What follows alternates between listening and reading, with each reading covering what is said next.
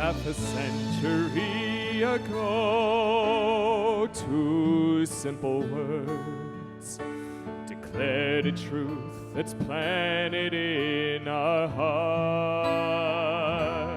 And every time the flag is raised, we've been honored to repeat the phrase, so the world will know we are under God. America's been blessed under God, brought through every trial and test. We are sheltered by the mercy He chose to give in privilege and abundance. This nation lives under God. Freedom has survived under God. We need to recognize we're dependent on His goodness, indebted to His care, maybe more than any people, anytime or anywhere. Still our only hope and prayer is under God.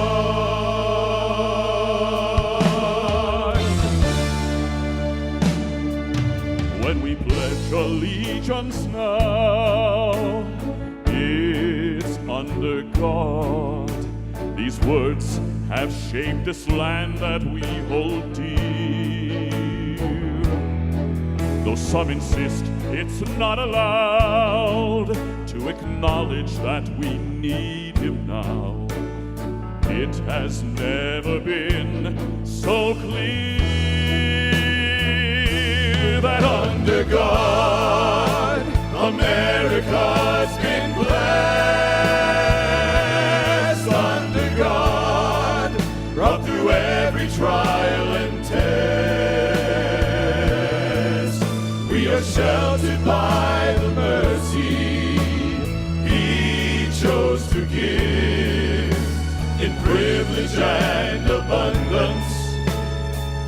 This nation lives under God. Freedom has survived under God. We need to recognize we're dependent on His goodness, indebted to His care, maybe more than any people, anytime or anywhere. Still our only hope and prayer.